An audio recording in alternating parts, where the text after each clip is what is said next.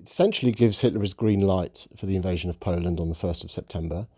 But it also means, through that arrangement between Moscow and Berlin, it also means that the Soviets invade Poland as well on the 17th of September. And in addition to all that, it divides Central Europe between those two powers. So it consigns the Baltic states to Soviet control over Finland, and Soviet control over Bessarabia and Bukovina from Romania.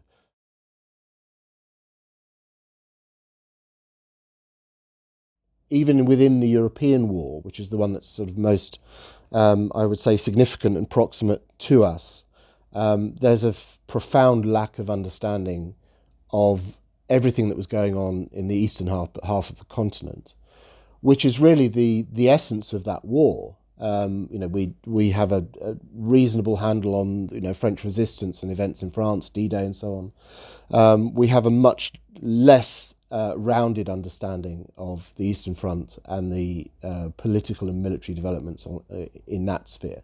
And again, that's something that we need to improve on, because that's where the essence of the war was. That's where Hitler wanted his Lebensraum.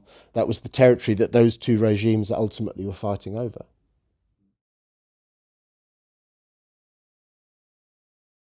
What Stalin saw in 1939 is the possibility for enabling war to happen ultimately between Germany and the Western powers in Europe. So he saw essentially a rerun of the First World War.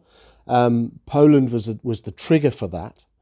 And the end result that he saw was a battle or a war in which those two sides fight themselves to the death. They bleed each other white, at which point, and he says this himself, at which point the Red Army would sweep west and communise the lot.